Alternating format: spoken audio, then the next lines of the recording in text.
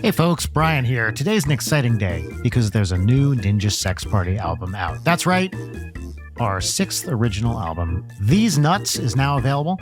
You can go to anywhere you stream music to listen to it, or if you want to get a physical copy and support the band, we have signed and unsigned available at ninjasexparty.com. Also, in honor of this album coming out, this one's been a long time coming. We're talking to producer Jim Roach, doing a little Song Exploder thing.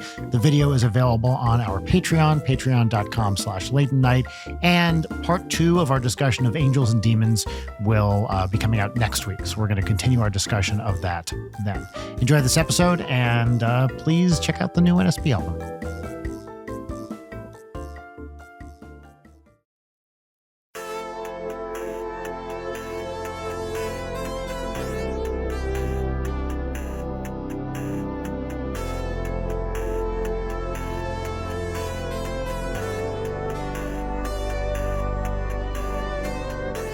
Brian, take a sip of your drink naturally so that I may comment upon it. Oh. Slower. More tongue? It's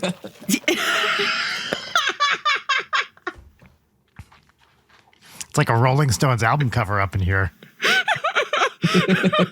You gave more tongue than we could have possibly asked for, which is a thing I'm sure you've heard many times. Yes, a lot of women have told me this. Yes, et cetera, et cetera. Quick question. Can I talk shit about Jarek? Oh, wait. Hi, Jarek. Yes, we will not be talking shit about Jarek on this episode. Next episode. Yeah, that's written. Next one. Today is a busy day. It's a busy day for me. Do you know why it's a busy day? Oh, why? Because I have an album coming out. Oh, my God. This week. Wait, what? I know. It's not just me, Jim, that has an album coming out. You also have an album coming out this week. That's right. Even though we took your name off the credits. But I knew it. It just feels like it was 4 years ago that we started it. Yeah, it was three years ago, really. But yeah. No, summer 21. Summer 21 was when we started in earnest.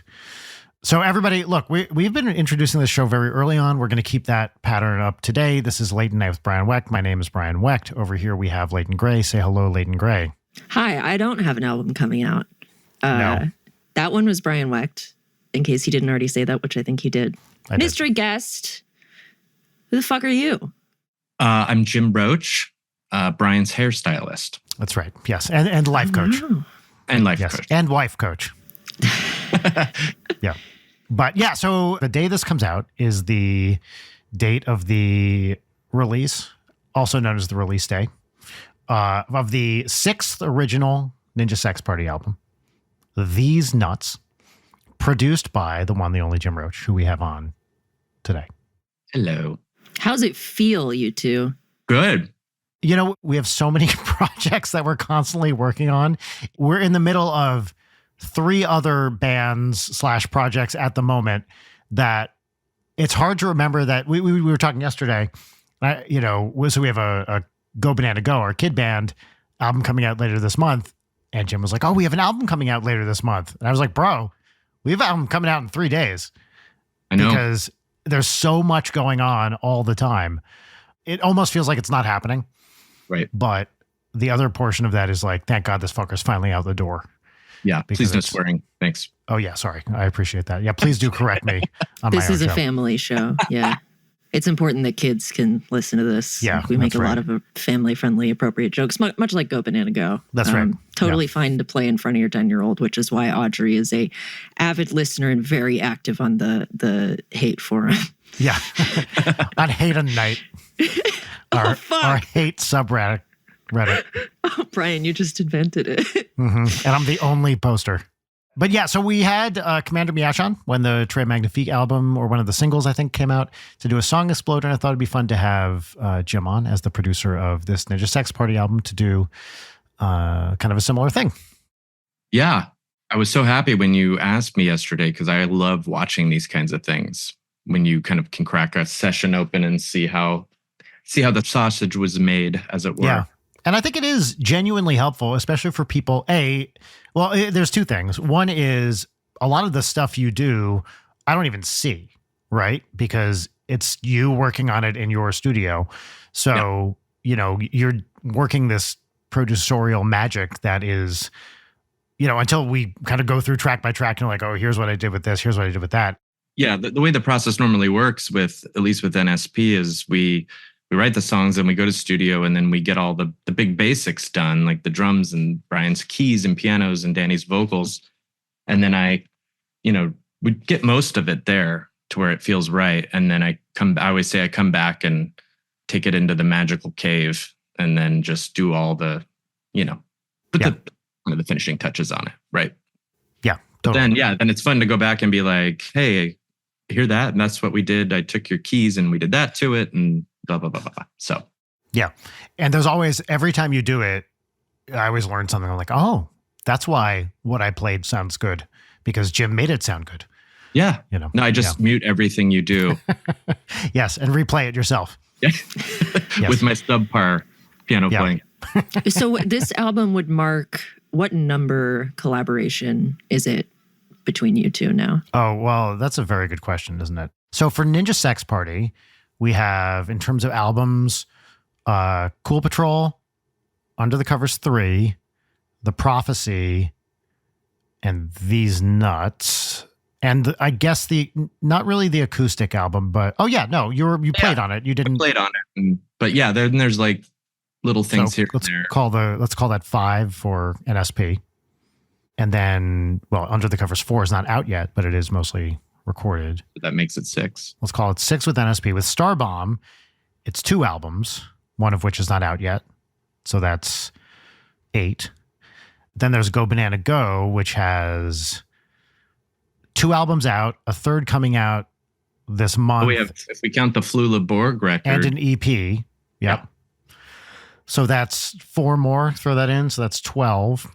And then we're working on that spoken word erotic record that we're working on. Yeah. It's called Bath Time. Bath Time with Daddies. Yeah. Daddy's Bath. Brian, would you ever do, I know what a fan you are of a long soak. What if we did like from our respective baths episode? Like on Twitch when you do a hot tub stream? Yes. I would definitely do that. Yeah. The acoustics would be terrible. We could be electrocuted. Now, this is more of an issue for you than me. Video or no? No, I'm suggesting that I go fully topless on our podcast that we put on social media. Bubble bath, you can like... Yeah. Brian, have you ever heard of a swimsuit? Oh, that's true. You could wear a swimsuit, yes. But if you really want to get followers, It's true. It's right. True. Well, at some point, we'll see if I sell out. Brian, yes. you've missed a collaboration, which is my favorite one, and also isn't out. And I don't know when it will be out. But that's right. We can't talk about it. It's important to me. Yeah. It's a thing we did with Aaron, Jim. Oh, that's all we can say. That's all we can say. Isn't that a trickling of information based on us alluding to this previously, Brian? I don't want to oversell it, but it could potentially change the world. I'm afraid to put it out before the election for this reason. It is on par with a really convincing AI deepfake. That's how influential it could be. Yeah. It could change the world. It could be like when Nirvana released Smells Like Teen Spirit and everything changed. That's right. Overnight. And it will be out. At some point. Let's just say in the song, someone mentions a year, which is no longer the year it is. I forgot about that. Yeah. That's even funnier because then you can just say this is from the vault. Yes, that's true. I don't want to talk about it too much, but it's going to change everyone's life. But yes, if you count that, then there's 13 things we've worked on over the past 7 years. It was 16 when I met you guys. So yeah, going on in year 8. Eight or so years, yeah. Oh, 2016, 4 years ago? Yes. When you were, 5, Layden? How old were you then? Oh, snap. I like the implication that I'm 9 years old. Mm-hmm. I think that would make a lot of my behavior very concerning. Yes. We are just at a point where we're just constantly doing stuff together, and it's great. Like, what's fun about what we get to do together is we have vastly different things. Like, and it's the same thing with you and Dan too. You guys are working on a bunch of stuff together, and Jim is professionally and personally like one of the most important people in our lives at this point. Because likewise, it's like when you find a good thing, fucking drive it into the ground until you hate working with each other. That's the philosophy, right? Oh, I've so little left in the tank, Brian. Well, just wait until the end of this episode, Jim, because we're going to push it to the limit. That's right. One of my favorite things of the many about Brian is watching him just slowly start to push buttons and I can go the limit. I love watching it. I love taking it. Some people in our lives don't like it as much. No, that's true. Yeah. But I will sit and watch him push buttons on someone for hours and just love every second. Some people appear to be made entirely of buttons. Yeah. And when you encounter a bunch of buttons, you have to push them to see what they do. Yep. It's like encountering a keyboard. You just play people's buttons just like that Nord. Yeah. And I'm wearing my twerp.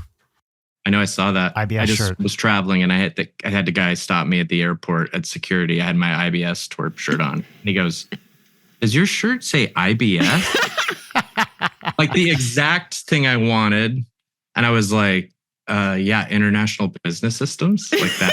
Great. It was like, oh, like he was almost like, this guy doesn't get it.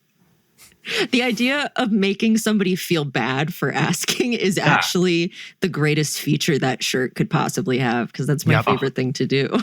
It's such a conversation starter. You're an ender, I might add. Your wife, Jim, posted on her Instagram a picture of you wearing this shirt in the airport. Did she really? You didn't know this? Oh, yeah. It's great. I always make her have me sign documents before I allow her to do that. So I'll have to talk to her. Oh, you look great. Not cool. Thank you. Yeah. I got off Instagram, so I didn't see it. Mm-hmm. Good for you. Yeah. Wise. Speaking of pushing buttons. Oh. Yeah. So we're going to go through a song or two, depending on time, but I think we can get through two. Yeah. And we decided to do the big single from this album that is just out today with a new music video, Dance Till You Stop, written with the one, the only Tom Cardy. Mm-hmm. Oh, okay. Yep. From a distance. From a distance, yep. Although he was here for the video. And then we're going to do I Own a Car. Yep. Right. And there's some fun stuff. I was going through it last night and laughing because I forgot. I muted some of our gang vocals. A lot of the stuff that ended up on the main recording was what we did in a kitchen in San Diego at an Airbnb when we wrote this. Yes. I think that might be the hardest I've ever laughed when writing a song with you guys. And that might hold true for, I don't know. I feel like we were all just like laughing hysterically, and it's caught on tape. Wow. Yeah. So anyway, we'll go through that one, and then we'll go through Dance Till You Stop, which started, if we want to go to the inception of it, I was doing a trip out to LA, and whenever I would come out from Nashville, we would go to my studio in Los Angeles and write. And Brian, you had sent me a demo of this music idea saying, this is what I want to work on tomorrow. It could be really cool. And actually found it. So basically, Brian sent over this demo here. This is how it started out. You remember this? Mm-hmm.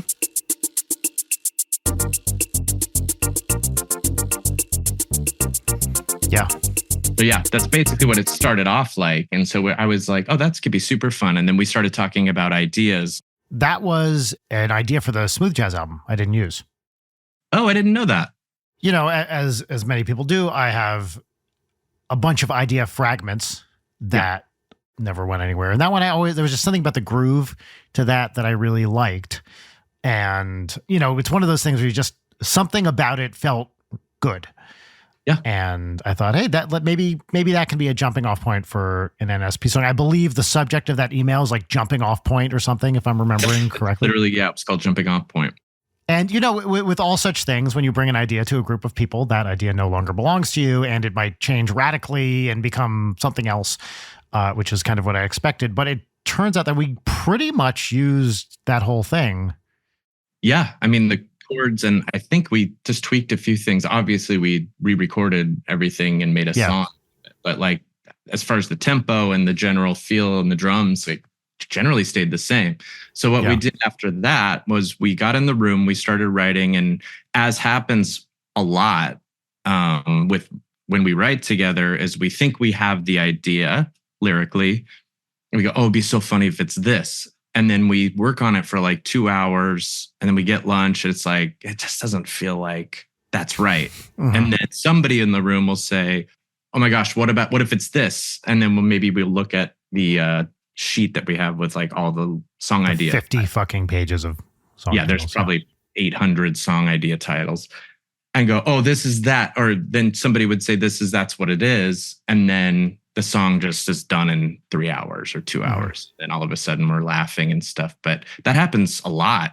Mm-hmm. It's like you think we know what we're doing and then we don't. So this song then became called Waiting for Gaga. Do you remember that? Oh, right. I forgot about that. The lyric idea was going to be that you were at a club, or Danny was at a club. I forgot about this. Lady Gaga was going to be coming, but then she never came. And so it was like kind of funny, but we couldn't figure out what the game was of the joke. And we even had the hook, I remember the hook. Yeah. Do you remember my other pitch? So the chorus, da da da da da da da da da da da da. Oh, that's right. Yeah. Do you remember my not really serious, but the idea for the chorus I had on that one? No. It was something like, if you want to date my sister, first you got to date my brother, and you got to date my mother. Yeah. And Danny hated that. He hated it because it was about like, if you want to date my sister, you have to date everybody else in my family first. I forgot about that. And you and I were like sold. Yeah. I was like, it's a song about we can date, but open the curtain. You have to date everyone else in my family, which is a brilliant. I think we should still try to write that. I think there's something funny there about like, yeah. Just the idea of going through and dating, whatever that means, every single member of someone's family. Then you have fun music video stuff of like the visual of a family tree, and it's a total NFT idea. And you have like a quadrant on the screen, so it's a date with like mom, dad, brother, grandmother, whatever. And you and I were like, if you want it, we're like, this is it. Danny's just like, yeah, yes, as well documented on this show and others. Dan hates good ideas, and when you constantly throw good ideas at him, he's just going to be like, that idea is too good. I don't like it. Yep. Don't like it. The mental image of this sort of energy, similar to the energy you've told me about with the song that we're not talking about that isn't out, and et cetera. It's very, very funny to me imagining these situations where you two are like losing your minds over something and then the wet blanket falls. Do you know, actually, I do an impression of Dan when I've proposed a really, really good choice idea. Let's hear. Ready? No. Or he'll go, Ryan. Yes. That's pretty good, right? That's pretty good. So Jim has a superpower. I don't know if we've talked about it in the show. Jim is a very good impressionist, actually. Oh. I do dabble in impressionism. I think you do it very well. Thank you very much. Sometimes you really pick up on the mannerisms that make a person a person. You know the ones that I like to do. Yes. A lot. Do. Yes, a lot. That one is a good one. Yeah. Sometimes people say things during a record where I'm like, I need the mics off immediately so I can. This will be post cameras. It's nothing bad. It's just no. I don't want to hurt anybody's feelings. It's post production clarity. Yeah. It's not bad. It's just directly hurtful to our closest friends. So yeah, outside of the idea that was thrown to the curb of dating all of the family members, we ended up finding the song title on the list.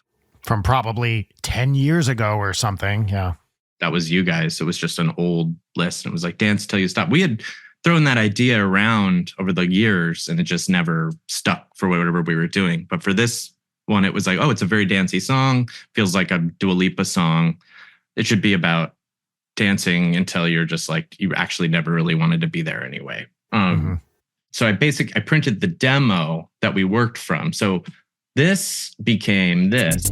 So this was the demo.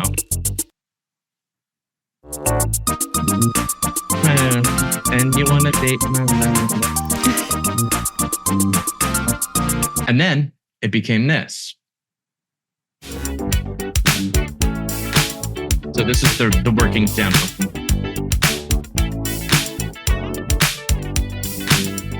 So that became the working demo. It felt a little more like dance clubby. Yeah. So anyway, after we did the demo, we took it back and you and I went to Toronto. Yep. We went to Toronto to record. This would have been summer of 22, right. I think, right? To record 3 songs with Twerp from the album. It was this one, it was Let's Save the Earth and Get Ready to Get Ready. Oh, actually, you know what? This song, we didn't. The only Twerp guy on this song, I'm sorry, you're right. Like how we normally record, we use drum machines for this. We did I Own a Car in Toronto. Yeah, that's what it was. So this song was just drum loops and synths we did at Sonic Ranch. Yep. This song was recorded in like 4 states. Yep. And then Meouch did bass. Exactly. And obviously, when you need a super funky bass line, you call Commander Meouch and he sent over the bass line. So the song ended up becoming what it is, which is...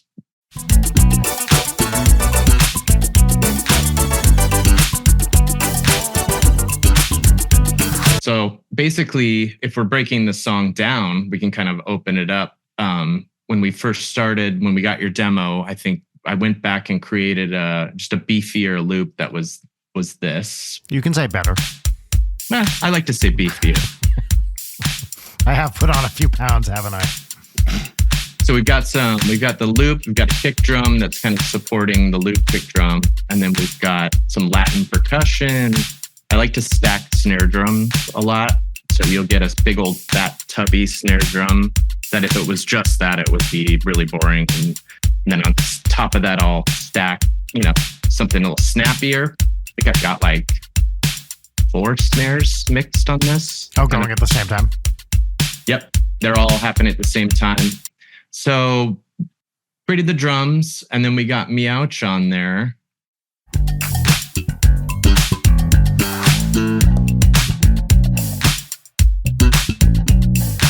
And that felt great immediately. It was like, we were using really kind of crappy fake bass sounds or whatever, and we got him on there. And then when we did the demo, we had a bunch of fake synthesizers, or not fake, but like plugins. Yeah. But when we got down to Sonic Ranch, we were working on the last Starbomb record, and we were still finishing this album. So I had you play the Moog, and I think the Prophet. We have the Moog here. Doing these, just supporting what Meouch is doing. And those really help support things. And then I did a bunch of guitar stuff, like just real basic Michael Jackson funky stuff here. Just kind of help drive everything. And I think I used my Telecaster, if anyone cares. Yeah, I watch a lot of Telecaster. And then, Brian, you had the Wurlitzer track, which was kind of the impetus of the song anyway. Was kind of where it started. Yeah. I don't remember. Did we record a real one of these or not? I don't think so. Okay. I think those were all soft. Yeah. So we had the Whirly, and then we had a ton of different synths that we used. And I think we recorded a lot more than we ended up using, but that's kind of what we'll end up doing a lot of times is just try things and throw it at the wall. And half the time, we'll dump half of it, or sometimes I'll end up blending them together, or, there's a bunch of different things. But this one's here's the Prophet that we did. But the Prophet, for those who don't know, is like an old classic vintage analog synthesizer. You hear it on a lot of Twerp stuff. Yep. That's the sound right there. And then I believe we did record Dan's vocals down in Sonic Ranch. Yes. And a little glimpse into the making of, or whenever we're doing vocals with Dan is he is a total professional when he is singing. And I've worked with a million different singers, and a lot of people will just show up and just jump in the booth, and it takes a minute for them to get there. Sometimes they get there right away. But Danny, as Brian, we all know, takes his warm-ups super serious. And he will get into the studio, say hello, and then he'll take a good hour, if not more, to warm up his voice. And he has the exact same routine he does. Yep. Always needs the exact same throat massage. Yep. Which he says he doesn't like, but I think it helps. He loves it. Yeah. Deep down, he loves it. But throat massage, some tea, warm up. And then he'll go in the booth, and it's like just right out of the gates, it's phenomenally on par. It's amazing. So it doesn't take long once we got to get him in the mode, right? So you get warmed up. And I remember this didn't take long because I went through the takes actually, and there was only like 6 of each section, maybe. Yeah. Just killed it. All my friends are going out to a house in town. Let's party now. So you get the vocals. I've got them running through a bunch of effects, which helps things kind of sound cool. And those are double tracked, right? Yeah. So depending on the type of song it is, from a production standpoint, certain songs kind of call for a doubled vocal just to make it feel the way like a dance song it needs to feel. And Danny likes to double track vocals. He loves to double track vocals. Yeah. I think I've successfully pulled him away from songs that don't need it, like because his voice obviously is phenomenal and stands on its own.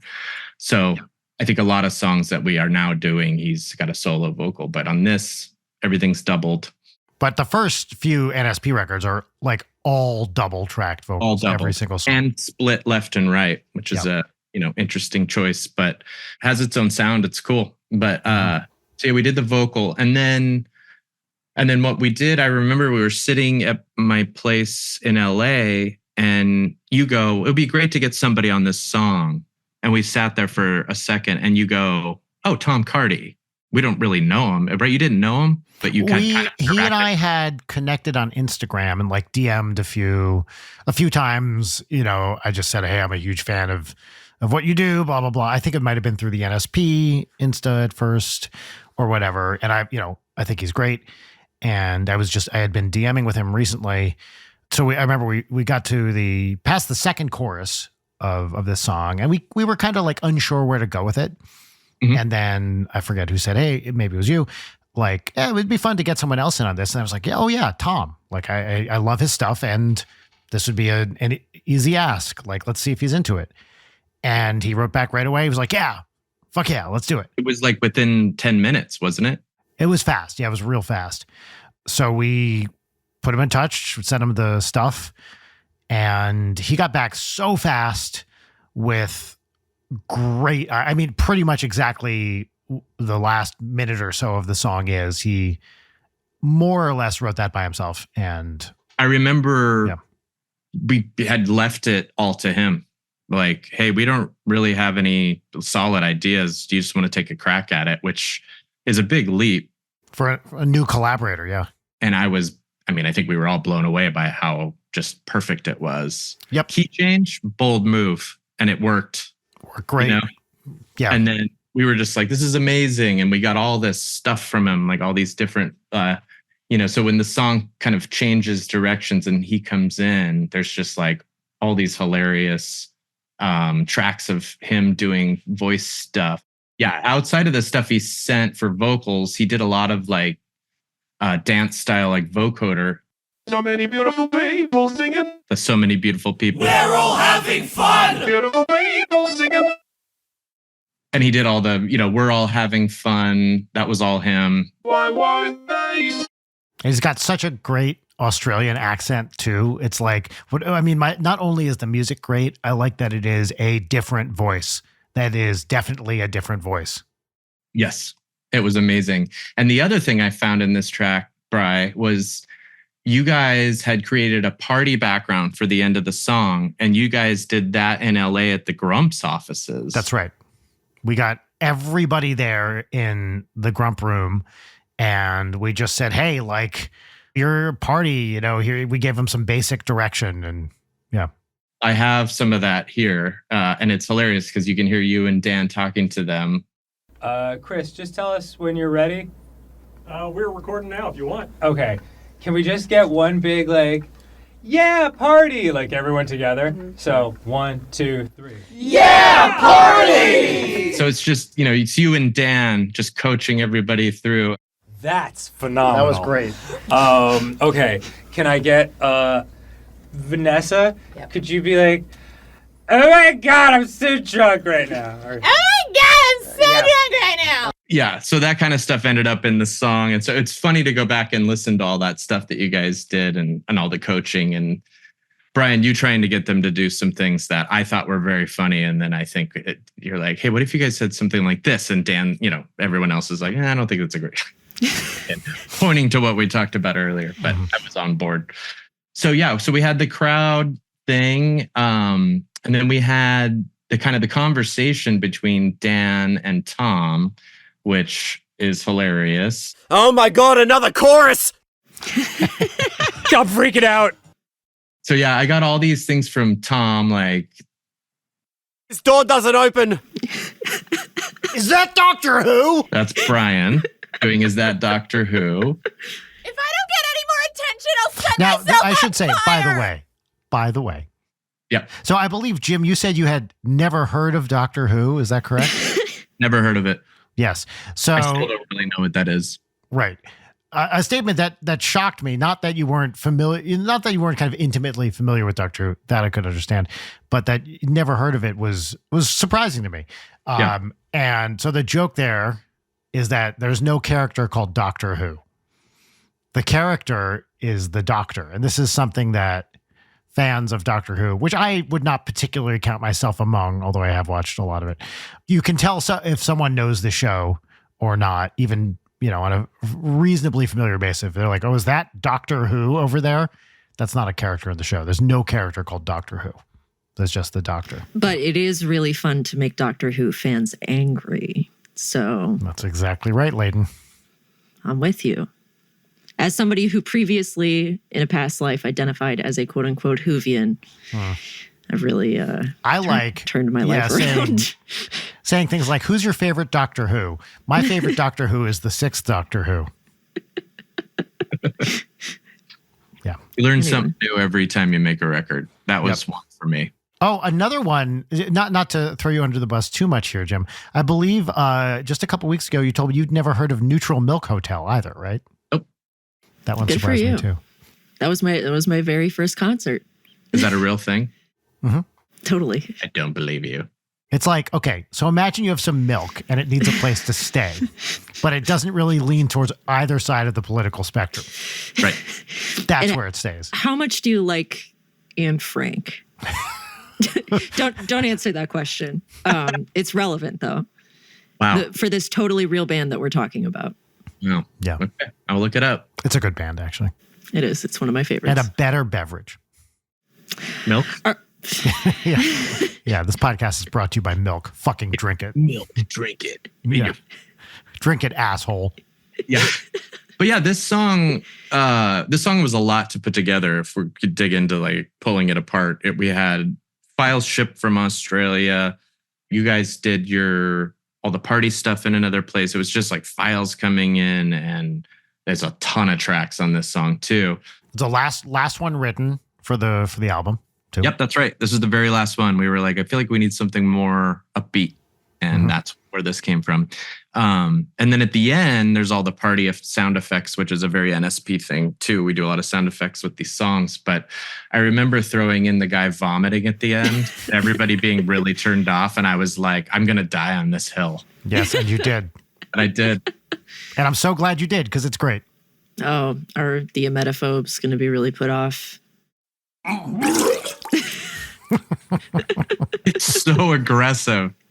But it is mass. There's other stuff going on. So yeah, it's way in the background. And I don't know how it ended up staying in there, but I'm just so happy. It's great. It did. Yeah. I remember for the end, we went back and forth on the end of this song a lot. That was the hardest part to really dial in. Yeah, it was a lot of it was just the timing, because the whole idea of the end of the song was like the party's falling apart. Dan doesn't want to be there. Tom doesn't want to be there. They're trying to get out. And it was trying to coordinate comedy, basically a bit between two people that are across the world from each other, and trying to recreate that was difficult. But I ended up doing it. And a lot of it, as we all know, is timing. And so getting the timing of like the cat bit at the end to like work, and the way when Dan comes in, and it was a lot. It was a lot about it. But it ended up being worth all the time. Great. Any other like cool production tricks or anything you did on this one that you want to single out? So on this song, this is the pre kind of mix stage where I somewhat strip it down. But as far as tricks go, one of the things I like to do, especially on the dancier songs, it's not really a trick, but one of my favorite effects for Dan's vocal is, it's called the micro shift. It's called the mute button. Seriously. It's called a micro shift. And it basically just takes his vocal and delays it slightly, and also pitches it down slightly or up, depending on how you do it. Does that, by slightly, do you mean like a couple milliseconds and a couple cents? Yeah, I mean, you can adjust it. So It's to stop. this is way out there. Do you wanna go home? I'll pull it up This here. party is great, but it's 7:08, and I just gotta go. The vocal goes from being It's Saturday night. here to I just wanna here have fun. and all here. So many beautiful people, and I didn't talk to a So single if I move the one. delay down, the vocal lags pretty aggressively. Mm-hmm. So dance till you stop. And I tune it down. Do you wanna go home? This party is great, but it's 7:08, and I just gotta go, go, go. It's Saturday night. Anyway, in the mix, that vocal sounds massive. Mm-hmm. You take it out of a mix, it sounds thin. Now, is that a Jim Roach special, or is that a common trick? It's not really a trick. It's a common vocal effect. I have a bunch of different things that do the same thing, like the Eventide is a famous hardware unit that does that. I just, for whatever reason, go to that one. It's made by Sound Toys, and it's on almost every song I do somewhere, like just tucked, buried in the mix. And then for the people that care, the nerds, my mix bus chain, which is important on this song, was apparently this Studer tape machine. And then I generally will run at least 2 tape machines on the track. So that's what gives it a lot of warmth and compression without over compressing it. And then I don't really have to compress it much. And then the Pultec. The Pultec is a classic EQ unit. That's a hardware unit that most of the studios we go to, but I have the physical ones. Mm-hmm. But they're tube EQs, and they make everything just sound super fat. So the downside is they're about $8,000 a piece. So if you have 2 of them, you're in $16,000 for a vintage pair, matched pair. So anyway, the plugins sound great. This one does anyway. And I generally have a setting that I use here for mixes. I'll bring up 100 hertz, which is like just above your bass, right in your bass area. And then 10 kilohertz, which is your sparkle. Mm-hmm. And this is such a warm EQ that it doesn't feel harsh. Like if you did this on like a parametric EQ, like a basic, Pro Tools one, it would not do the same thing whatsoever. So there are different EQ plugins that, in addition to just bumping up and down the different frequency ranges, do other stuff as well. Yeah. So each unit, at least the ones that are based on unit. Yeah, that's the word. Yeah, units. So they all sound somewhat different.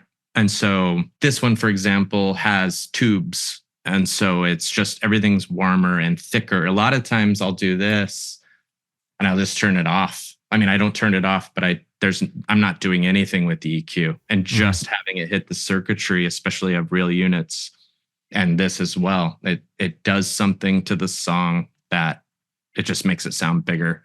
And you do that subtly with a lot of different things, like the Studer tape machine here. I'm barely hitting the input. And then the Satin tape machine, which is one of my favorite plugins ever, I have it not really doing anything. I just turn it on, play around with the IPS, which is the speed of the tape, that it would be if it were Yeah, I'm real wearing the shirt. Yeah, IPS. And then I'm not doing much there. I'm not doing much on the Pultec EQ. On this song I was, but a lot of times I don't. And then on this song I had the SSL compression, which is an emulation of the bus compressor from the consoles, the SSL 9, I think this is the 9000. And I'm hitting it. So dance till you stop. Till you wanna go home. Maybe a dB of compression. So as the song plays, the compressor's pushing the song down above a certain threshold, 1 dB, maybe 2 big sections. And it just, for those of you who do audio, you know that compression serves a purpose, but it also adds a sonic signature and like a stickiness so you can really get things pumping. Depends on the song. Some songs I'll hit at negative 6 dB up here on a mix. And some songs I'll just barely tap it, knowing that it's going to hit a limiter later and then get mastered. Because if you keep compressing it, by the time a mastering engineer gets it, they're just like, I can't really do anything with this. You left me no room. So normally this was, a year ago, my mix bus has changed significantly, but yeah, I'm hitting 2 tape machines, a big EQ and a compressor. And now I'll probably have 2 or 3 more things after. And that's overall, that's not on one channel, right? Yeah. Yeah. So what a master bus is the final 2 channels that everything's coming out of. A lot of people, when they are working on music or mixing, you'll do all the effects on each channel. Like you'll compress the kick drum a lot. And what I've learned over the years is I really don't do much to individual tracks. I just have my set of EQs and compressors, and so much of it is just handled right out of the gate. Like everything is compressed nicely. And then from there, you start working, right? So you go in and do more moves if you need to. But rather than spending time on all these tracks, I just now will do, and again, I didn't mix the song, but as I'm working on it, I'm always kind of wanting to hear what it's going to sound like. Yeah. So I'll put all this stuff on it and work that way. And then I go, I don't really need to do too much to all this stuff. And it saves a lot of time. And you have to trust yourself more, but it comes with experience, Yeah. Anyway, this song ended up being mixed by my friend Tom Flowers, who mixed a lot of the NSP stuff over the years. Good friend, old friend of mine. And he did a phenomenal job as usual. Yeah. And it went on to get mastered by Justin Sturtz. I like to use Sterling Sound out of New York. For the lay listener, can you explain briefly the differences between like producing, then mixing, then mastering? Yeah. So producing is basically sitting with the band and figuring out how the song should be and making sure all the parts work together, making sure that the key's right, making sure that the song gets made in the way that the artist envisioned. So you're everything from, you need to know how to work, not always, but work gear, figure out the sounds you want, keep everybody in a good mood, hopefully. That's the other part, is it's 80% psychologist, 20% music. If you can keep everyone in the room in a good mood while you're making a record, that means I'm not there. Yeah, that means Brian wasn't there that day. So you're responsible for getting the song from inception to recorded and it sounding the absolute best that it can, and then getting it to that point. From there, it goes to getting mixed. A lot of times the same producer will mix it. Sometimes it goes to another mix engineer. That person gets the recording session and listens to what you did and takes, in the most simplistic form, takes all the sounds and puts the levels where they need to be. Like a lot of people will be like, I feel like the drums should be louder in this song. So a certain mix engineer will put the drums loud, get the bass set right with the drums, and just kind of basically take these raw materials and make a cake out of it that is compelling. And a good mix engineer will take a well-recorded song and it has much more of an emotional impact. It's amazing what a mix engineer can do to a song, even if it felt great before. I mean, you can completely, in a good and bad way, change the sentiment of a song with a mix. You can make it horribly boring, or you can make an incredibly compelling piece of music to listen to. It's interesting to me, especially with mixes, especially these days, the number of different ways people listen to music is insane.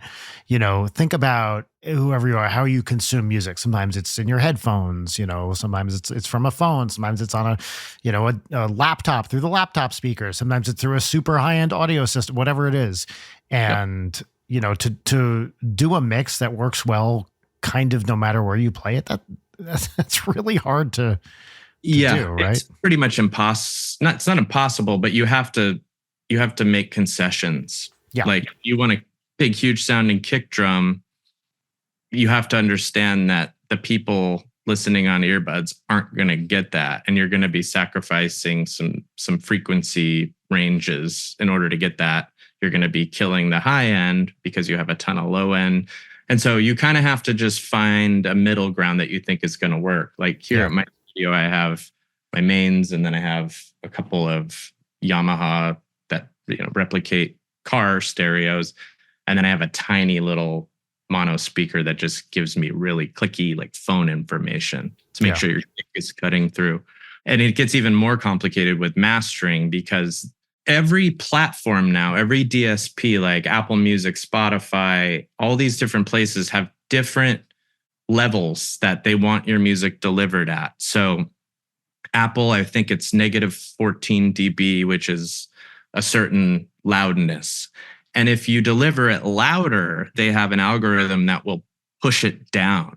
So over the years, the competition of mastering is to make it as loud as you can, get it up to, -4 dB, which is like really, really loud. Like when you put it on the stereo, it's competitively loud.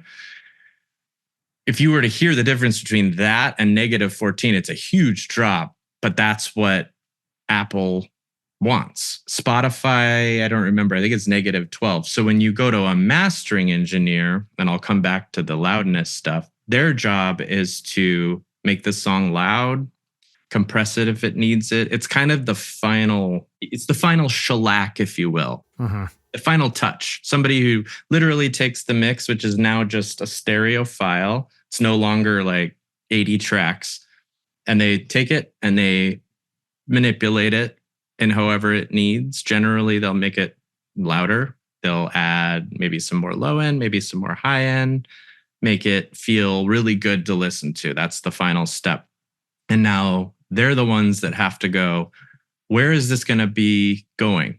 Is it going on CDs? Because if it is, then we're going to create a master for a CD because that's going to be a certain level. It's going to be louder. You're allowed to go louder.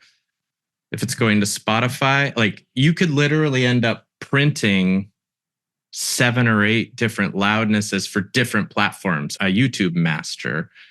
If you want to do That's what they call me. Yeah, the YouTube master. I'm good at it. I don't know what to tell you. I don't know many people that try to play all those games, and it changes and stuff. So it's become kind of cumbersome, but I'm not a mastering engineer, but I master a lot of things that I do, and I'll still master really loud because that's the hill I'm going to die on. And if it gets down, then it does. And it doesn't make it quieter than the other songs. We're getting in the weeds, but you could take a really nice, loud, compressed song and it could sound really good, but it's just going to sound small if you do that. That's the mastering stage. It's a whole other thing, I would imagine, too, with comedy specifically, right? Like the way you mix comedy is going to be a bit different from the way you mix other things because the jokes are so important. The lyrics are so important that you can't afford to, have lyrics that you can't really understand or, they're so far down in the mix that you're like, what was that? Because then the joke is gone. That was a challenge with the end of this song. That was one of the big challenges, right? Because there's music, there's party sounds, and there's jokes, like spoken jokes happening at the same time. Yep. And to get all of those timed out right to make the comedy go and have them audible at the right levels. I remember that being a long discussion of how exactly where to put and balance everything. Yeah, because if you lose the joke, you lose the whole point of the song, And I remember working with you guys at the beginning was like really having to really change my mindset from working on other music where the lyric is obviously incredibly important, but it can also get buried and it can be more artistic. And with this, it's like you have to hear every syllable. That's right. Yeah, you have to hear everything. And then you have to make sure that, if there's sound effects, which there's a lot of on a lot of these songs, that they're loud. Like, boing, kind of stuff. Exactly. So yeah, working on comedy is a whole different muscle. Oh, I also found, so the girl in this song at the party, last thing, is my wife, which I'll frequently, especially with NSP, pull her in and be like, hey, can I borrow you for a minute? You just say something. A lot of times it's something really stupid or inappropriate. And she's like, wait, what is this for? I'll be like, it's for NSP. And she's like, don't ask. Yeah. It's like, oh my God. Okay, fine. And so this was her Play some music! being the drunk party girl. Play Lady Gaga! And she's like, is that all you need? I was like, yeah. She's like, can I go back to work now? I was like, yes. Thank you. And then Vanessa from the Game Grumps office, then in the video, this is the same character, even though it's voiced by two different people, at the end says, if I don't get any more attention, I'm going to set myself on fire. And, My favorite. but does it in a very similar cadence. So it totally reads as the same person. I love that part of the song. I do too. I think it's very funny. Last thing I can kind of point out in this one is all the digital stuff that Tom ended up doing. And there was a lot of it. There's this vocoder stuff. So many beautiful people singing. We're all having fun. Beautiful people singing. So he sent me tons of stacks. He sent like a low octave, a mid octave, a high octave, a harmony. Like it was all this. He knew exactly what to do. He sent me all what I needed. It was great. It was super fun to put it all together. A lot going on in this song for sure, but I'm proud of this one. I am too. I'm glad we did it. And like, as you said, we felt like we needed another, it's like an up-tempo, kind of the single from the album. We had I Own a Car, which we'll get to in a second, which was an up-tempo thing, but it felt like we were missing a big song from the album. And I think we got it. Really fit the bill. Yeah. Absolutely. Do you have any woulda, coulda, shouldas on this particular track? On this one? Pie in the Sky, if there was anything else you could have done. I wanted to have a verse about dating every member in Dan's family. Unfortunately, I think that's a funny song idea. What we have here is much better and more fun, and than I think that other song would have been. And hashtag relatable. It is. And that's the beautiful part about collaborating too, is had Brian, we got in our way, we were probably pulled off the ledge, right? Like that probably happens frequently. And, that's what makes these songs what they are is, we have our own outlet musically for super weird stuff. But Dan's the one that is the voice of reason in a lot of the cases and is like, no, let's just go this route. And then it leads down this path of like, this is clearly better, But we have our own way of making weird music. So yeah, and it's not like, by the way, it's not like Dan rejects every single weird idea. It's like, but I do think he, in many cases, as you say, kind of tempers the more outlandish stuff. That's what I meant. And has a very good sense of like, no, this one's too out there. I mean, there's some weird fucking songs, Nut Heat, on this album. There's some songs that are way out there. And I wouldn't change them. But there are certain ideas that Dan's like, either it's too weird, or another one he says is, I don't want to sing that. Which in a lot of cases I can understand. I can't. But yeah, Nut Heat is, I can't believe that we were all on the same page, that everyone signed off on how weird that song is. Yes, I agree. I mean, absolutely insane that song is. I think I have not heard Nut Heat at this point. You have not. Well, you know what? I'll just say it starts out as a doo-wop song. Oh. And then it goes somewhere else. I remember for years, Dan wouldn't let me do this and still has not. The Ballad of Mr. Nipples, which was about, I'm sure I've told you about this, Jim. Do you remember this? I don't know. I've heard a lot of crazy ideas from you. It was about, I believe it was a gym coach if I remember correctly, named Mr. Nipples, who was, I think, going to be played by me, but I can't remember. It was like this ballad. And Dan is singing about Mr. Nipples. Then Mr. Nipples comes out. Mr. Nipples is wearing like an Argyle sweater vest with 2 giant holes cut out of the nipples. And the nipples take up the entire, like the areole of the nipple takes up the entire hole. And it's like, 2 or 3 inches in diameter, just right there. So it was about a gym teacher with gigantic areolas. And for whatever crazy reason, Dan didn't want to do this song. That's brilliant. That is a literal, actual Tim and Eric bit. Is it really? The nipple cutouts in the sweater and touching them a lot. Yeah. I had no idea, and this was early days NSP. This is like 15 years ago.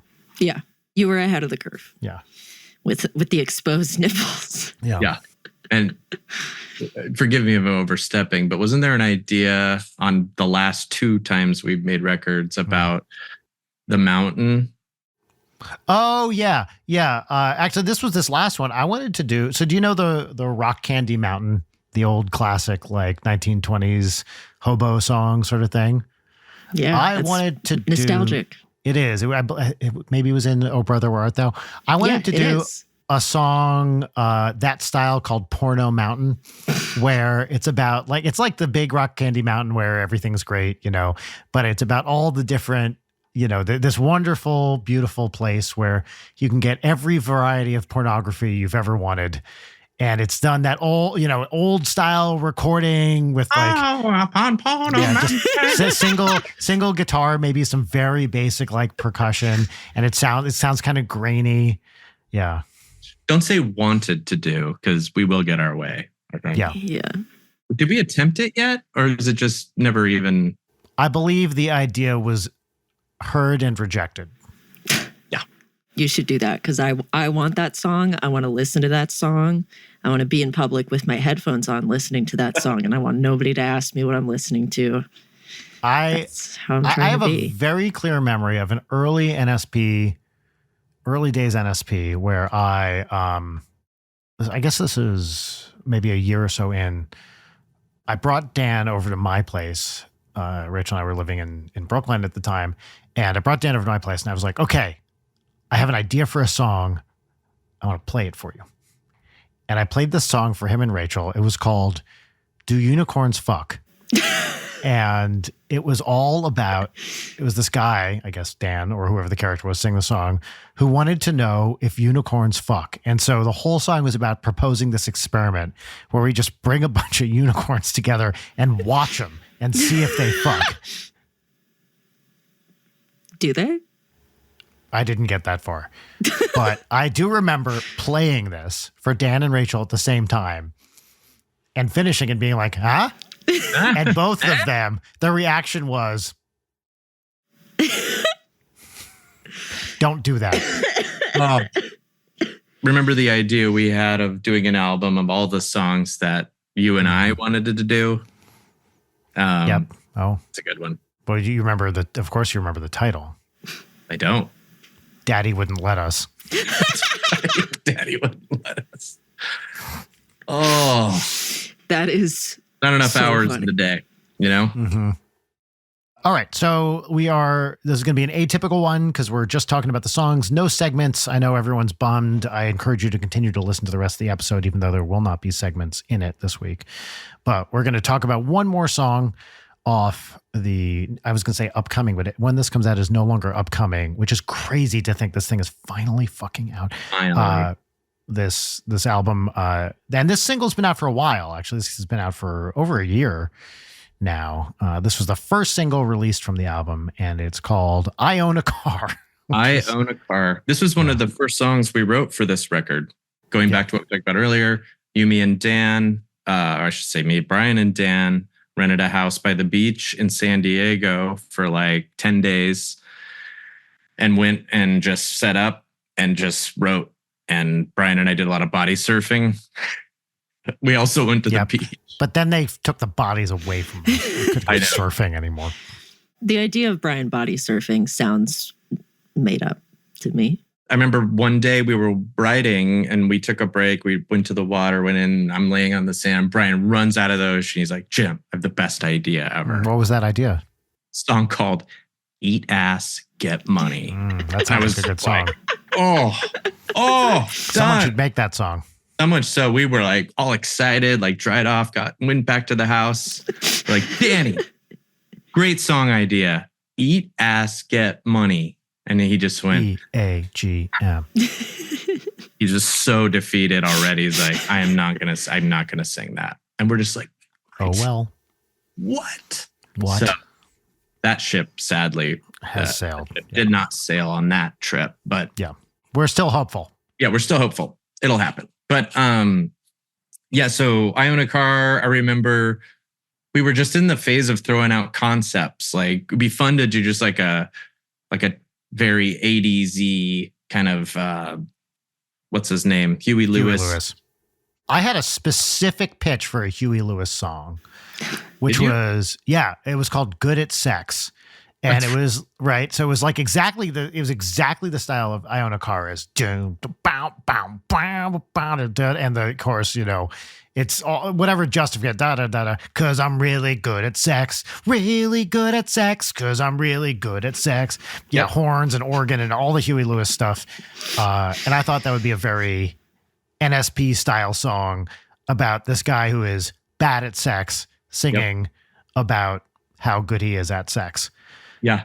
And I've long maintained, look, there are two members of NSP. The guy who has living, breathing proof that he fucks, and Dan.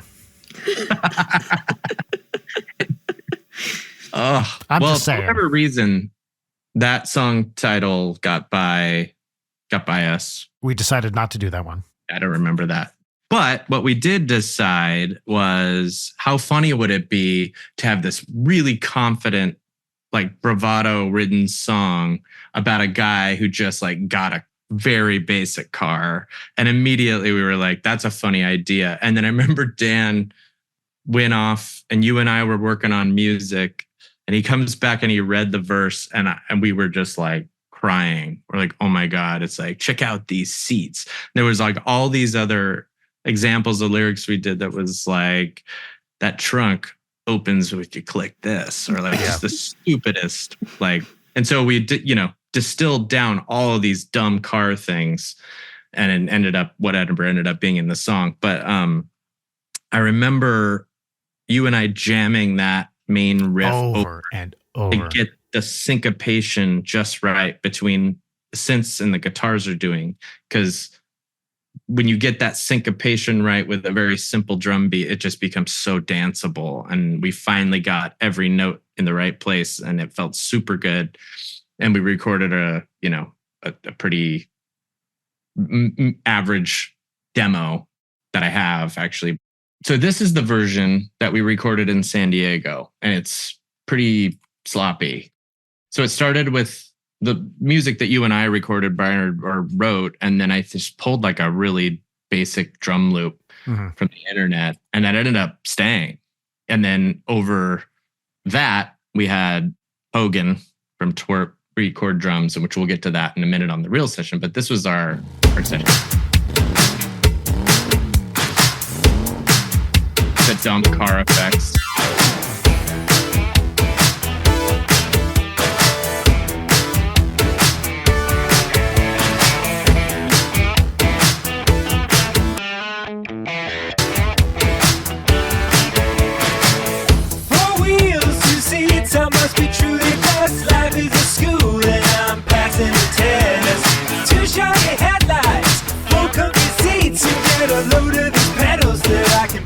So this is literally Dan standing in a kitchen.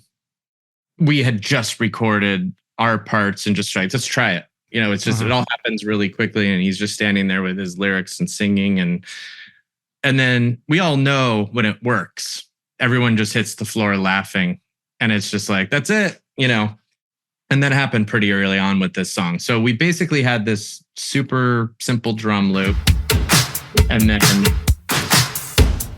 what we worked to, and Brian and I worked out, this is what we did almost in real time, is guitar and this synth thing. A lot of on the ands. Put the drums in.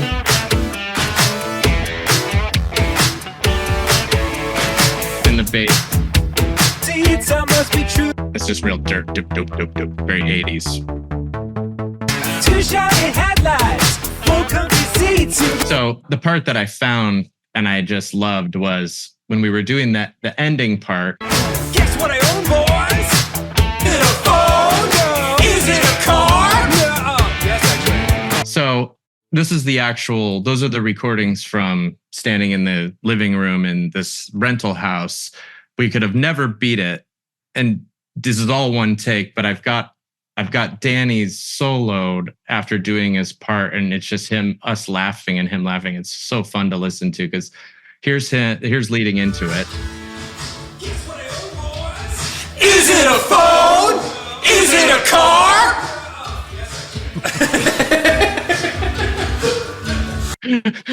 And then that's just all Danny's losing it. That part specifically, I think, at least for me, when we were recording that, was just like, what a funny idea. This guy going, guess what? I was like, the guys start guessing and they guess like right away. What a great idea. That was a Danny thing. Yeah. So that's the demo. And it became something much bigger. So we took that kind of framework, packed up and went to Toronto. We went to a studio called Taurus and owned by Tom Darcy. And we got twerped together and they had time to sit with the song. And they do everything very quickly and very, very amazingly immediately. Like we had heard this song in its demo form for a long time. And then we get in there and like, oh, let's give it a shot. And we just started laughing. I was like, oh, this sounds so much better. And we left a lot of what's in the demo on top of what they're playing. So much of the 80s sound is that programmed drum sound. And so I didn't want to take that away. But what we did was we took Hogan's drum parts, made them front and center, and then I EQ'd the drum loop to not take up as much space. So you still get that feeling that it's a drum machine and a live drummer without it all competing, for attention. So here, which is the final mix. So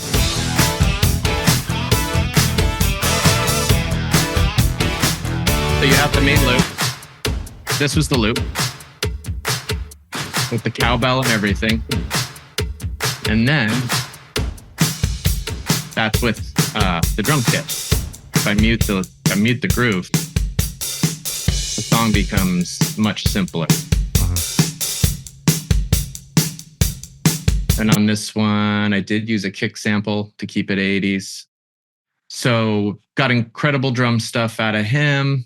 For those that don't know, when you record drums, you record close mics, kick drum, snare drum, hi-hat, toms, and then you'll get the room. So the room mics will sound something like this. So that's coming from across the room. And this is coming close in the room, kind of right in front of the kit. And so when it all comes together, it's nice and big. So there's that. Again, we had two things happening on the bass. So we had Meowch playing his bass part, which is pretty simple, but still filled with groove.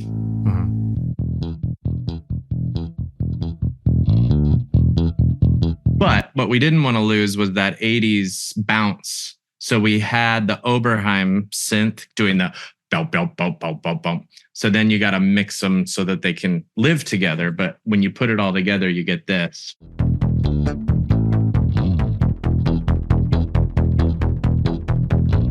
Which is exciting. More exciting than just the synth to have a real human playing in there.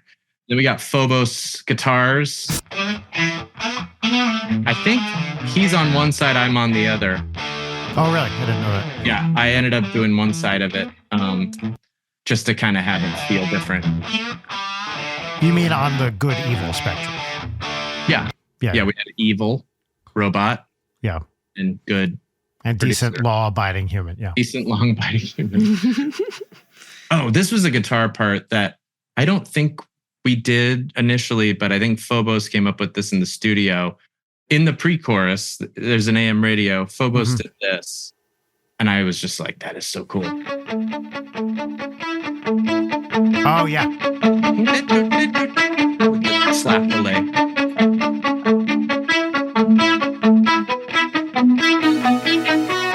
So that was guitars. It was very simple. But this song only had a couple of guitar tracks because there's a lot going on. Bri, you did, I think when we were in Texas, we did some Prophet synths again, which is just an incredible sounding synth. Very 80s. Yeah. My main memory synth-wise on this is Song. We pulled up that M1 brass. That's right. In Toronto. And Song, the bulk of the like that brass synth thing is him.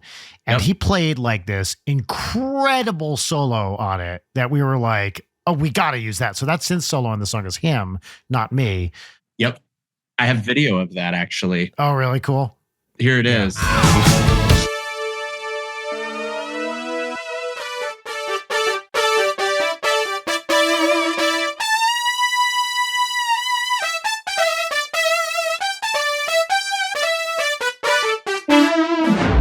So good. Yeah. So good. You know, generally speaking, I like to do the solos because it's my fucking band. But when an interloper comes in and does it better than I could ever do it, I A, don't pay him, but B, keep it on the record. Yeah. Culturally in the studio, if momentum is moving, if everyone is, playing nice, you shouldn't get in the way. No. And he was on a tear. He had a couple passes that were all like each one better than the next. Yeah. Really using the pitch bend well and just like he just had it dialed in with this specific brass sound. I actually have more of the solos from the non-comp. Oh, yeah. I'll play a couple. I don't even know what they are.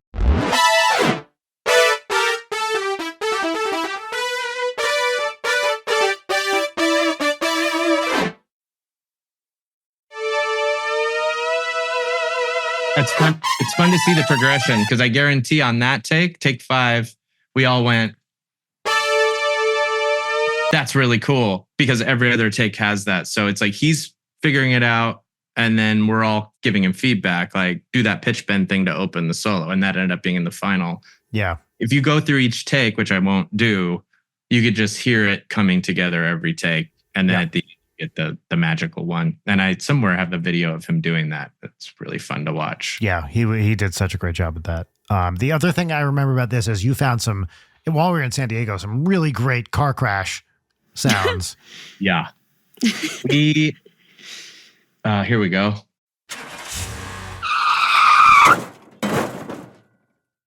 Yeah, I went on to a website I use for sound effects while we were working. I'm like, hey guys, check this out. And I remember we all just hit the floor laughing. It's such a dumb one.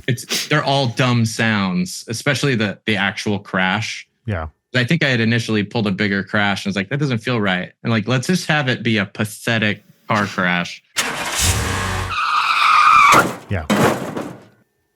And of course, in the video, it is me that he crashes the car into, right? And then he goes flying through the window. That's right. That was entirely a shoocheroo idea.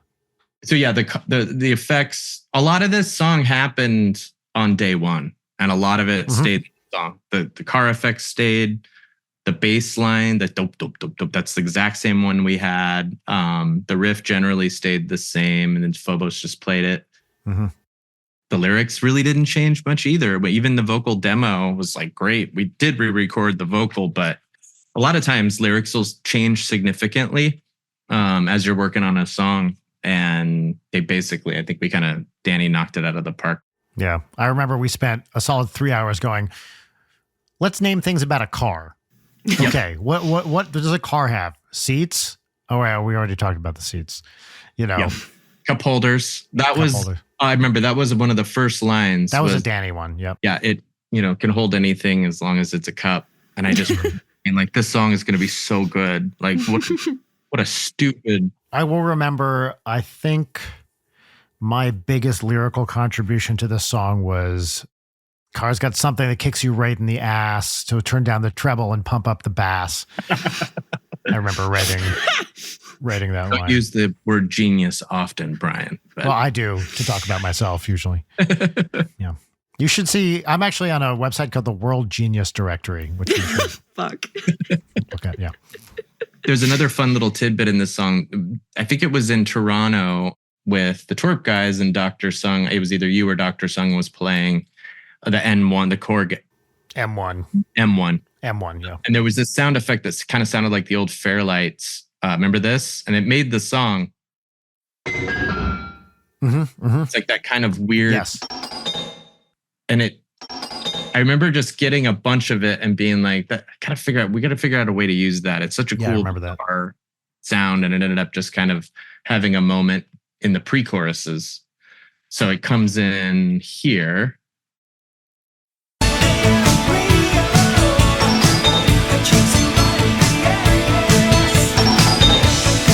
Just kind of a little ear candy thing, you know? And again, it's one of those things that would have never happened unless we had an old keyboard and we're just playing around. Yeah. Was it this session or was it during my smooth jazz thing? I can't remember, where Tom had someone run an M1 factory preset like chip across Toronto so we could restore the settings on that thing? I don't think that was our trip. Okay. I remember hearing about this happening. Yeah, it was like, oh, we want the settings on this thing to be what they are. And I'm 90% sure it was the M1. And he was like, let me get on the synth forum. Tap, tap, tap, tap, tap. All right, we got someone coming in 2 hours who has the factory presets for it. You know, that's crazy. He did download them from the internet, but couldn't get his computer to talk to the M1 in an effective way because the thing's fucking 30 years old or whatever. Yeah. And we needed someone with the disc or the chip or whatever it is, a little card to put it into the M1, restore settings, get him back. It's wild. That's so cool. Yeah. Yeah. This song, we did some gang vocals. That was the last thing I was going to kind of show you guys. Car! Just yelling car. That was also something we were in the kitchen. Car! Car. Yeah. Car! Basically, yeah. How many times we did that, I don't know. Then going back for whoever cares on the mix bus on this one, for whatever reason, I had a different tape machine, the Steven Slate tape machine, which sounds amazing. And then I have the Neve 33609 compressor. And then I think with this Neve compressor, the 33609 is barely doing anything. So it's compressing maybe a half a dB. But if I took it off, the whole song would fall apart. And then I have the Fairchild off, basically not doing anything, just giving some sonic charm. The Pultec adding a little bit of 100 hertz, so getting some of the booty. And then this is a cool plugin I love to put on the master bus called the Oxford Inflator. I don't even know what it does. I used to know that guy. Oxford Inflator? Yeah. It does something to the signal. It excites it in a way that I don't understand. From what I've talked about. I knew. Yes. He excited you in a way you didn't understand. I've tried hard not to. Yeah. I like that. I want to stay married, Jim. That's all I'm saying. Yeah. But that's on there for some reason. And then I have Isotope Ozone, which I sometimes use, which I really like as well. Doing a whole lot. I think it's just compressing or limiting a little bit.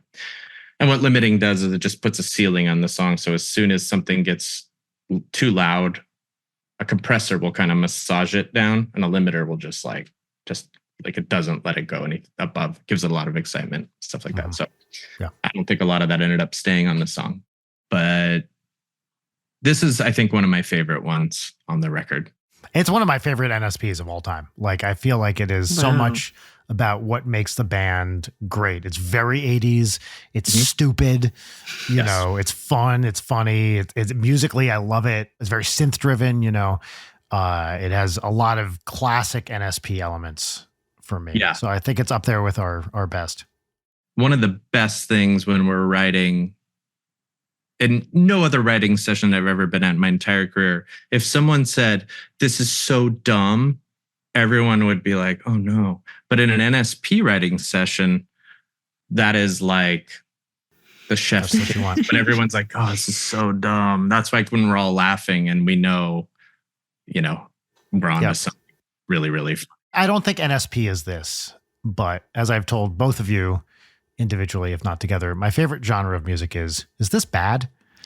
And that's my favorite genre of everything. Yeah, honestly, kind of. And NSP is definitely not in that camp, but it has elements of that I really like. Like cliche, I would call it. Like there's some cliched choices which could be interpreted, if one were feeling uncharitable, as like, oh, they're just ripping off this 80s band, which is just a Huey Lewis ripoff. But no, it's like an explicit homage to a specific thing.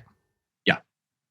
That's why it's funny when, on the video, you see somebody say something like, oh, it sounds like Huey Lewis. It's like, absolutely fucking right it does. That's the whole point. Yes. Like, it's put on that costume and just come do something totally dumb and different. Like, that's what's fun, you know?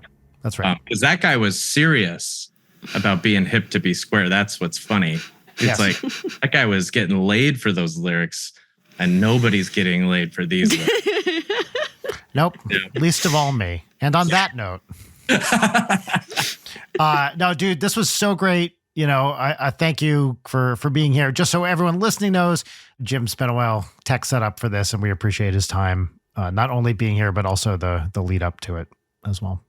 No, thanks so much, guys. This is super fun to do. I like to watch these things, and so it's fun to get to do it. And I know people who love NSP. I'm sure it's fascinating, too, to get a little look behind the curtain, Yeah, this was perfect. This is exactly this was a what treat. I wanted to do. Good. And I think that it is important more than ever right now to ask you, where can people listen to this album? Oh, people can listen anywhere you get music. Anywhere, the moon, I don't care. You can listen on Spotify, Apple Music, Bandcamp. Go to ninjasexparty.com and get a signed or now unsigned copy. I had to wipe my signature off a bunch of them, but you can get that as well. And it's out and available to the world. Yep.